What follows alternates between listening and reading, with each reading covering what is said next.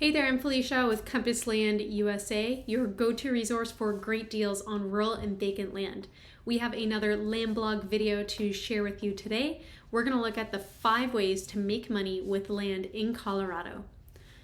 So when investing in Colorado land, there are a few things that you can do to help you make money while you hold it, or flip it. So flipping land is a niche that investors don't always take advantage of.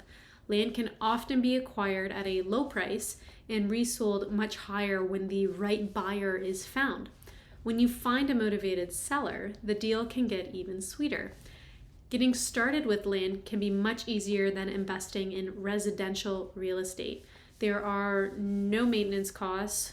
The holding costs are minimal. Your holding costs are essentially just the annual property taxes and the HOA dues if the property is in an HOA. And property taxes in Colorado are surprisingly affordable. You can get a rough estimation of the annual property taxes by using free websites like taxrates.org. And if you go on there, the first thing you're going to see is a map. You see hues, red hues, blue hues. Red hues are higher numbers, higher taxes, and that's on a county by county basis. This data at sites like this does include all property taxes. So if you're only looking at vacant land, you can expect it to be less than the average value for that county. If you're looking at a house or commercial real estate, it might be more than the average tax value. So you can use maps on these sites to look at different counties you're interested in investing in, or you can scroll down to the bottom of the page to see average values listed out by that county. Even if you can't find a buyer immediately, you won't be losing too much by having the property sit in your portfolio, as property taxes for vacant land aren't normally more than a couple $100s a year. And don't forget that larger properties will have obviously more tax than smaller ones. Another thing you could do is rent it out. So just like a house, you can rent out your land too, and a lot of people don't know that. The first thing you're going to want to make sure is that the land is zoned for what your renter plans on using it for. You don't want any penalties for misusing the land coming back on falling on you as the landowner. Depending on the location and size of your land, a few people who would be interested in renting might include farmers. Farmers can use your property for crops or livestock as long as the zoning allows. And if you own a larger parcel in a somewhat agricultural area, reaching out to surrounding farmers to rent out your land isn't a bad idea. There are over 38,000 farms in Colorado, equating to more than 31.8 million acres. And depending on the type of land and if there are trees on it, this could be a really great option for you. Another renter could be local businesses. If the property is zoned for it, you can lease it to a local business to use for parking, seating, or other special events. Another idea is recreational uses.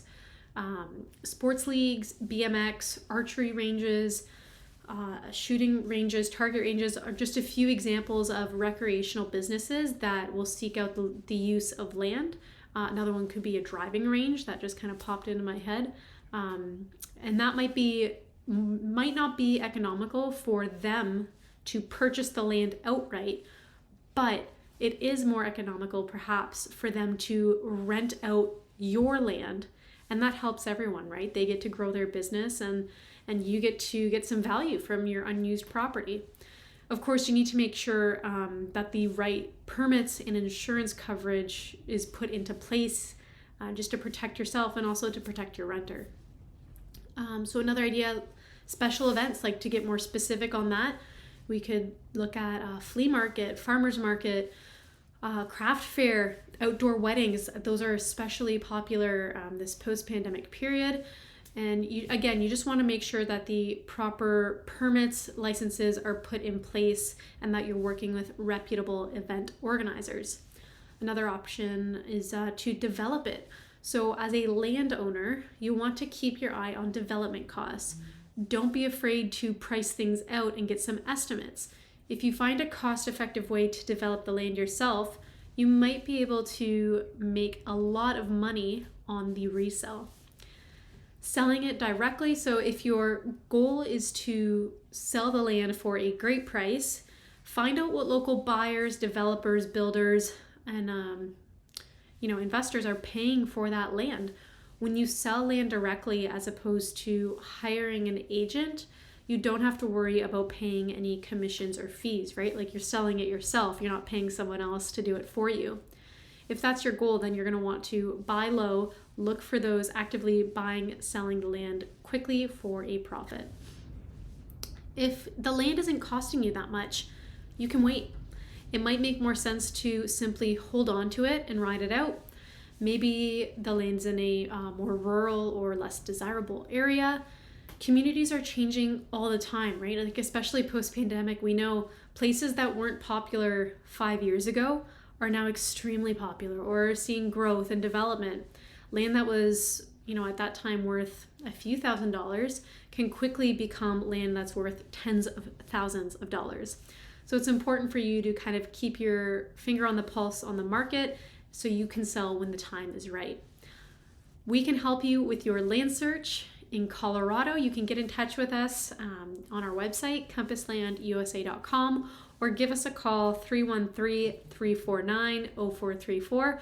We're happy to help you. We are here to help you on your Colorado land search, so let us know what we can do for you. If you enjoyed this video, please give it a thumbs up.